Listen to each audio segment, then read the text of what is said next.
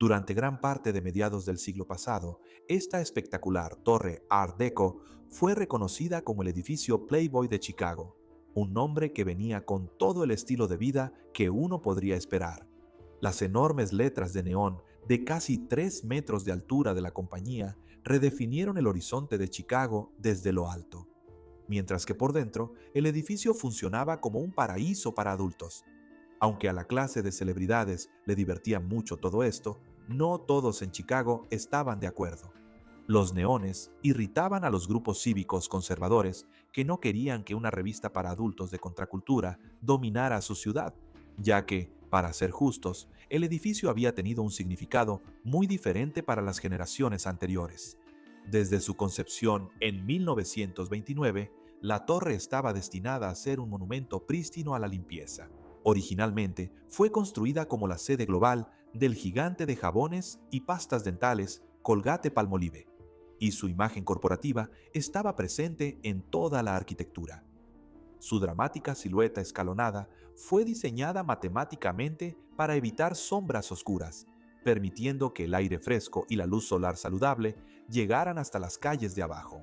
En la cima, una deslumbrante baliza de aviación de 2.000 millones de candelas completaba la imagen corporativa, lanzando un rayo puro de luz blanca a través del hollín industrial de Chicago. Entonces, ¿cómo exactamente este emblemático edificio de los locos años 20 pasó de representar ideas de pureza y limpieza a convertirse en una controversia a mediados del siglo? ¿Y qué secretos aún permanecen dentro de ese penthouse ejecutivo en el último piso? Quédate para descubrirlo mientras exploramos la historia del edificio Playboy de Chicago.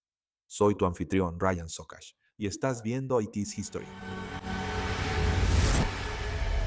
Esta historia comienza en la ciudad de Nueva York, cuando un inmigrante inglés de 23 años fundó una pequeña empresa de higiene personal. En 1906, William Colgate comenzó a vender productos como almidón, jabón y velas en Dodge Street, en Manhattan. En ese entonces, el jabón era un producto tosco y desordenado que a menudo se hacía en casa o se compraba a granel por peso, una situación que William buscaba transformar. Su primer paso para lograrlo fue simple, pero revolucionario. En la década de 1840, su empresa comenzó a vender pastillas de jabón cortadas de manera uniforme y pesadas individualmente, transformando efectivamente un producto básico en una marca de consumo confiable. Para hacer crecer su negocio, entró en una serie de asociaciones clave, destacando la unión de fuerzas con su hermano Bullis Colgate en 1813. Juntos diversificaron agresivamente, expandiéndose de detergentes para ropa a perfumes finos y aromáticos. Al hacerlo, convirtieron la empresa en el mayor fabricante de fragancias de todo Estados Unidos. Para 1847, la operación había crecido tanto que las tinas de ebullición eran demasiado grandes para ser instaladas en su propiedad de Manhattan, lo que obligó a Guillermo a trasladar toda la operación al otro lado del Hudson, a una enorme y moderna instalación en Jersey City. Fue alrededor de esa época cuando la riqueza de Guillermo alcanzó niveles astronómicos. Como un hombre profundamente religioso, conocido cariñosamente por quienes lo rodeaban como el diácono de Colgate, Guillermo dedicaba hasta la mitad de todas sus ganancias corporativas a la caridad, financiando la distribución de cosas como Biblias en todo el mundo y dotando generosamente a un pequeño seminario en Nueva York que más tarde sería renombrado como Universidad Colgate en su honor, un legado que perdura hasta la actualidad. Para mediados de la década de 1850, las décadas de respirar vapores industriales y de administrar un imperio global comenzaron a afectar la salud de Guillermo. El 25 de marzo de 1857, a la edad de 74 años, falleció en su casa en Nueva York, dejando atrás a su devota esposa desde hacía 46 años, María Gilbert, y 3 hijos prominentes: Roberto, un exitoso fabricante de plomo, y luego estaba Samuel, el hombre que tuvo la mayor influencia en la torre que eventualmente se levantaría en Chicago. El genio de Samuel fue entender el poder de la diversificación de productos. Bajo su liderazgo, la empresa se expandió agresivamente hacia productos como perfumes de alta gama y elegantes jabones de tocador. Pero su mayor logro llegó en 1873, cuando la empresa lanzó una nueva crema dental de buen sabor, empacada en pequeños frascos de vidrio. Esto fue seguido por un verdadero parteaguas en 1896 al comercializar esa misma pasta dental como el primer tubo exprimible de metal producido en masa en el mundo. Para cuando Samuel falleció por complicaciones cardíacas en 1897, había dejado atrás un gigante corporativo altamente modernizado, que entonces era dirigido por sus hijos. Pero los tiempos estaban cambiando, ya que el siglo XX trajo una feroz competencia en el Medio Oeste. En Milwaukee, la compañía Palm-Palmolive había encontrado el éxito con un jabón verde formulado completamente a base de aceites de palma y oliva.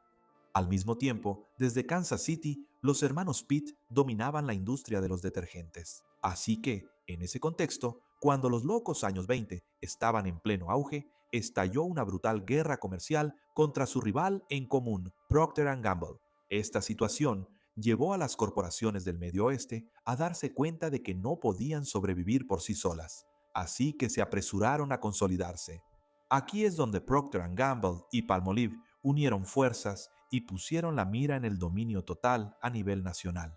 Poco después, llevaron a cabo una fusión masiva mediante un intercambio de acciones para comprar la empresa Colgate, que tenía un siglo de antigüedad y era de propiedad familiar.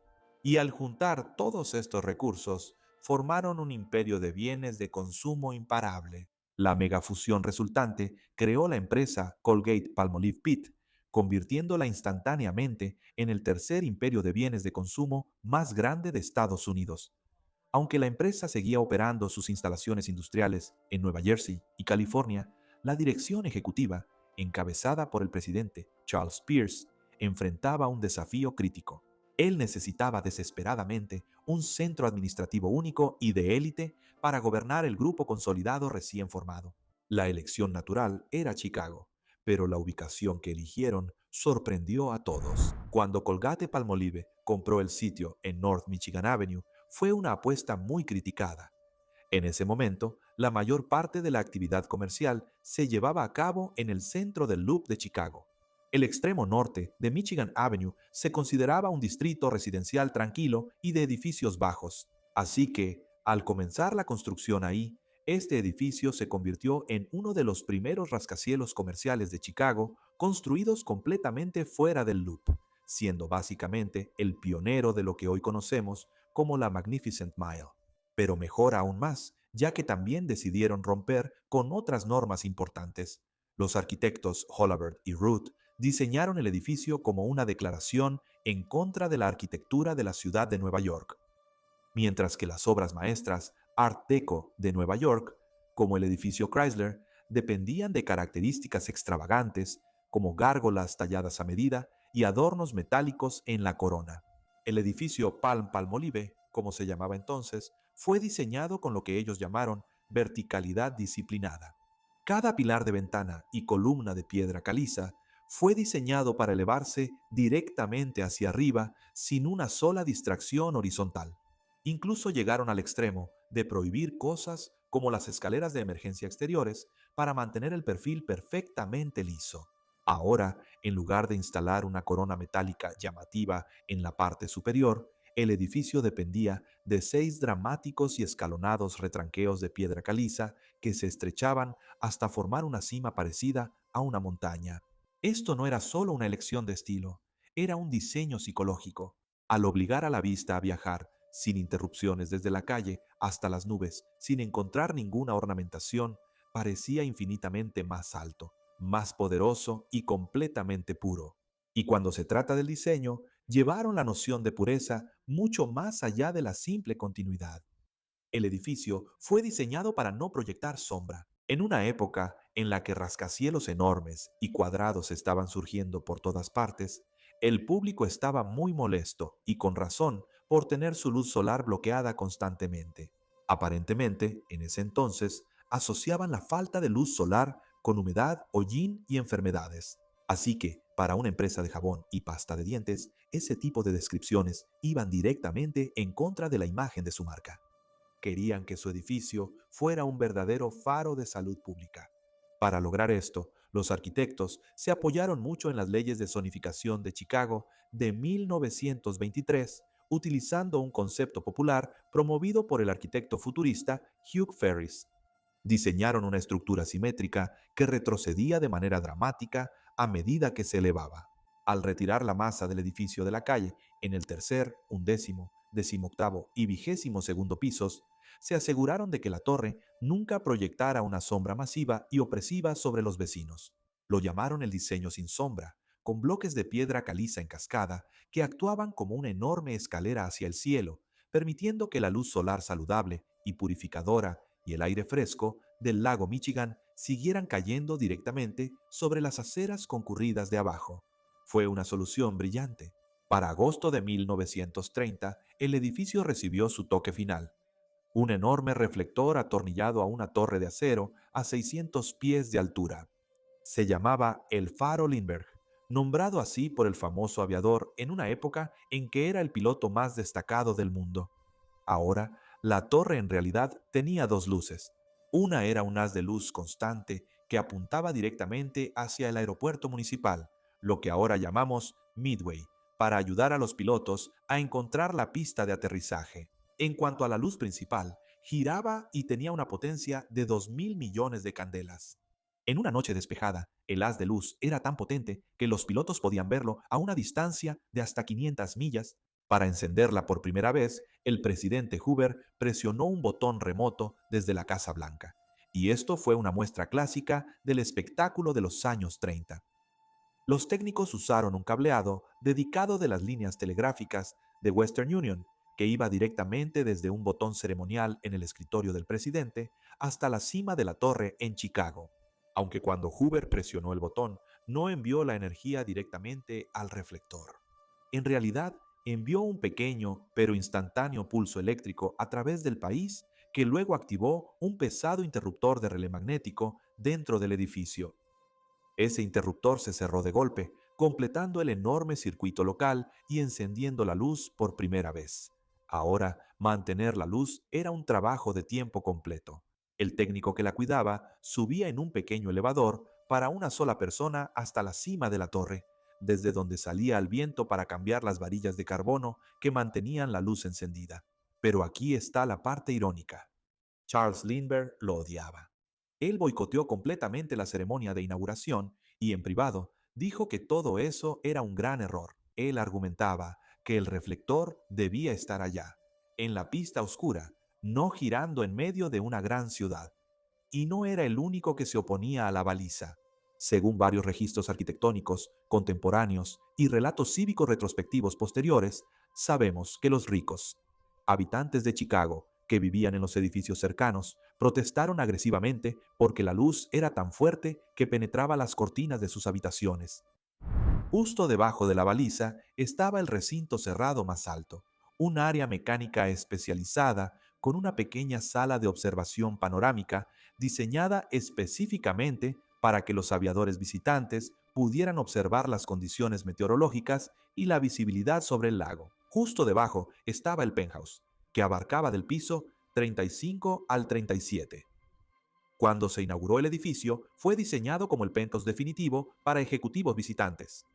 Contaba con techos altos de 14 pies, terrazas privadas talladas en los retranqueos del edificio y grandes ventanales salientes con vista al lago Michigan. Las habitaciones también estaban revestidas con lujosos paneles de caoba francesa tallados a medida, diseñados para parecerse a los mejores palacios de Europa para los adinerados magnates del jabón que dirigían la empresa. Los pisos del 34 al 26 estaban reservados para oficinas ejecutivas, bibliotecas y salas de reuniones. Del 25 al 17 se encontraban las oficinas de envíos internacionales, logística, asuntos legales y contabilidad, mientras que del 16 al 5 se rentaban a pequeñas empresas. Finalmente, del cuarto al primer piso funcionaban como áreas comerciales para algunas de las primeras tiendas de élite de la Avenida Michigan. En la planta baja, el vestíbulo principal fue diseñado como una galería de ambiente sombrío, similar a una catedral. Las paredes estaban revestidas completamente con enormes losas de piedra italiana oscura y altamente pulida, cortadas meticulosamente para que las vetas naturales corrieran completamente en vertical, mientras que el piso presentaba un patrón geométrico que reflejaba la silueta del edificio. El edificio Palm-Palmolive también estaba equipado con un total de 13 elevadores. Esto incluía los principales grupos de elevadores de alta velocidad que servían los pisos comerciales y ejecutivos, un elevador de carga y el famoso elevador pequeño para una sola persona, cabina utilizada exclusivamente por los encargados del edificio para llegar a la cima de esa torre de 600 pies y dar mantenimiento a la baliza. Debajo de la calle, el edificio tenía dos niveles subterráneos. Estos espacios en el sótano originalmente albergaban las enormes calderas del edificio, un sistema de desechos con cinta transportadora vertical y una imprenta, con bóvedas diseñadas para absorber las vibraciones de las máquinas antes de que pudieran sacudir el rascacielos sobre ellas. Desde la gran inauguración en 1929, el edificio sirvió como uno de los centros de oficinas más modernos de Chicago. Redefinió la avenida North Michigan como un rival comercial de alto nivel del Loop. Y quizás lo más curioso, en la década de 1930, Colgate inventó el concepto de la soap opera. Verás, se dieron cuenta de que las amas de casa estaban en casa limpiando todas las tardes. Así que, para captar su atención, la empresa pagó a escritores para crear historias de radio muy dramáticas sobre cosas como el romance y los secretos. Cada pocos minutos, el programa se detenía para un comercial, diciéndoles a los oyentes que compraran jabón. Debido a que la compañía de jabón financiaba completamente esos programas para vender su jabón, el público empezó a llamarlos en broma soap operas, y el nombre se quedó para siempre. De todos modos, para 1943, Colgate vendió el edificio para reforzar su capital durante la Segunda Guerra Mundial. Pero incluso entonces, siguió siendo el inquilino principal bajo un contrato de arrendamiento a largo plazo. Durante la guerra, el rascacielos quedó a oscuras cuando la Marina ordenó apagar la enorme baliza para evitar que sirviera como punto de referencia para posibles ataques aéreos enemigos. A medida que se desarrollaba el auge de la posguerra en la década de 1950, la empresa fue trasladando gradualmente a su fuerza laboral a Nueva Jersey, ya que contaban con un campus corporativo importante, además de oficinas ejecutivas en Nueva York. En resumen, prácticamente se adueñaron del mercado y se dieron cuenta de que ya no necesitaban un rascacielos en el Medio Oeste. La empresa fue consolidando gradualmente sus operaciones y, en 1965, entregó oficialmente el arrendamiento del edificio a un hombre que, en opinión de muchas personas, representaba exactamente lo opuesto a la pureza. En 1965, Hugh Hefner compró el contrato de arrendamiento operativo del edificio Palmolive por $1.9 millones, renombrándolo oficialmente como el edificio Playboy. Esta adquisición marcó el punto máximo del poder cultural de la revista y transformó la torre de oficinas corporativas en un elegante imperio de entretenimiento y medios de comunicación de mediados de siglo. Quizás sorprenda a algunos que asocian la revista con Los Ángeles, pero Chicago fue en realidad el lugar de nacimiento y el corazón operativo del imperio Playboy. A mediados de 1965, la empresa ya había superado por completo sus oficinas dispersas y necesitaba centralizarse para tener una sede mundial. De manera crucial, el edificio Palm-Palmolive estaba a solo unos pasos del club original de Playboy en la calle Walton, un lugar emblemático que, hasta este punto de la historia, los habitantes de Chicago habían asociado previamente con la empresa. Como te puedes imaginar, al ver esta comparación, mejorar las instalaciones representaba una gran oportunidad de marca para Hefner. Al colocar su revista directamente dentro de uno de los edificios más elegantes de Chicago, en una de las calles más prestigiosas de la ciudad, finalmente podía legitimar sus actividades. Una vez que se firmó ese contrato de arrendamiento, la empresa se propuso transformar el edificio de maneras que muchos consideraron un retroceso. Primero, vaciaron varios pisos para despojar al edificio de esa estética conservadora de oficina de una empresa de jabón de los años 30, reemplazándola con un diseño más parecido a un departamento de soltero. El letrero de neón de Playboy se montó en la parte superior para que toda la ciudad estuviera al tanto de su presencia.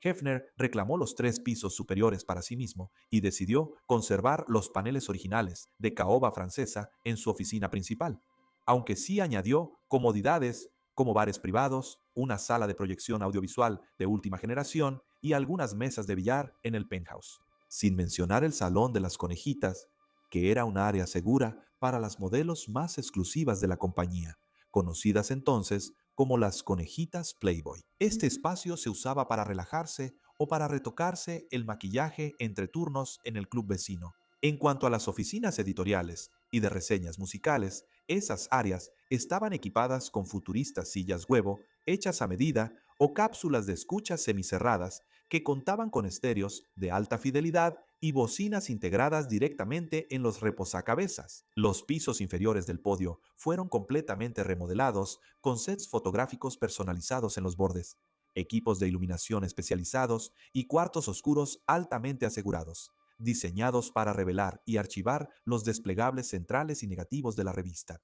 Y así, durante el resto de los años 60 y hasta los 70, aquí fue donde ocurrió la verdadera magia de la empresa. Mientras tanto, los tradicionalistas de Chicago, los grupos cívicos y los defensores de la preservación arquitectónica estaban horrorizados por el lugar. Argumentaban que poner el logotipo de una revista para adultos controvertida en uno de los edificios más elegantes de la ciudad era vulgar. Por el contrario, a la generación más joven y a los turistas les encantaba. Y así, los dos bandos siguieron en ese ir y venir, pero no importaba. En la década de 1980, Playboy se mudó a Los Ángeles. Hefner ya se había mudado de forma permanente a su mansión Playboy, ya que la empresa enfrentaba una creciente presión financiera debido a la competencia de revistas más atrevidas. Así que, para liberar efectivo, Playboy vendió sus derechos de arrendamiento del edificio en 1980, firmando un acuerdo temporal de arrendamiento por 10 años para mantener sus oficinas ahí durante el resto de esa década. Sin embargo, cuando ese contrato de arrendamiento estaba por terminar, la empresa redujo su tamaño a una oficina mucho más pequeña, económica y práctica de 100 pies cuadrados en Lakeshore Drive. En 1989, el equipo editorial empacó sus cosas. Las icónicas letras de neón fueron retiradas de la fachada y el edificio fue renombrado como 919 North Michigan Avenue, y así se mantuvo hasta que, muchos años después, se hicieron conversiones a condominios de lujo. Inmediatamente después de que la revista se mudó, la nueva administración del edificio quería desesperadamente quitar el estigma que había dejado atrás. Esto era crucial para que pudieran atraer de nuevo a inquilinos corporativos adinerados.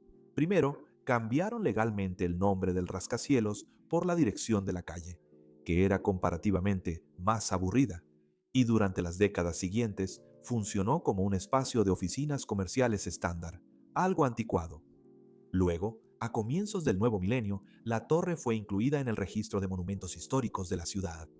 En 2003, también fue añadida al Registro Nacional de Lugares Históricos. Así que, legalmente hablando, el edificio estaba protegido de cosas como la bola de demolición o letreros de neón de mal gusto. En 2001, un desarrollador compró la torre y convirtió todo el espacio en más de 100 condominios residenciales de ultralujo, y así permanece hasta el día de hoy. Y finalmente, también restauraron el nombre original. Así que se puede decir con seguridad que el edificio ha sido restaurado a su antiguo esplendor. Según una fuente, el actor Vince Vaughn compró el histórico penthouse de 3 pisos de Hefner en 2006 por $12 millones solo para pasar años después tratando de venderlo. Al final, simplemente era demasiado grande para la mayoría de los compradores.